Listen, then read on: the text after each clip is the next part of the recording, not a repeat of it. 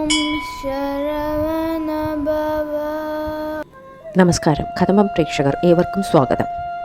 2025 മഹാകന്തസഷ്ടി വ്രതത്തിൻ്റെ 5-ാം ദിവസം വരുന്നത് ഒക്ടോബർ 26-നാണ്.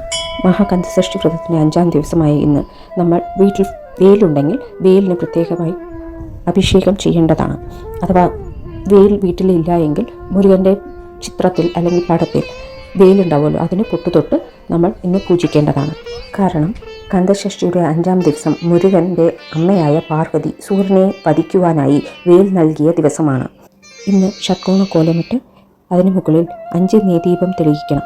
അതിനോടൊപ്പം തന്നെ വേൽമാറിലും വേൽ വകുപ്പും പാരായണം ചെയ്യുന്നത് വളരെ നല്ലതാണ്. നിവേദ്യത്തിനായി വയ്ക്കേണ്ടത് തിനയും തേനും പഴങ്ങളുമാണ്. നിങ്ങൾ നിവേദ്യമായി വെച്ച സാധനങ്ങൾ തേനും തെനമാവും പഴങ്ങളും ദാനം കൊടുക്കാവുന്നതാണ്. വേൽമാറിലും വേൽ വകുപ്പും നമ്മൾ പാരായണം ചെയ്യുമ്പോൾ നമ്മൾക്ക് ശത്രുക്കൾ ഇല്ലാതെയാകും. ഒന്നുകിൽ അവർ നമ്മളുടെ മിത്രമായി മാറും, അല്ലെങ്കിൽ മിണ്ടാതെ ഇരിക്കും.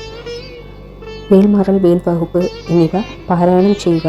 ഇതിൻ്റെ പാരായണം ചെയ്യാൻ അറിയാത്തവർ അത് കേട്ടാൽ മാത്രം മതി കേട്ടോ.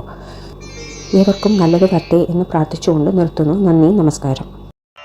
ഓം ശരവണഭവ.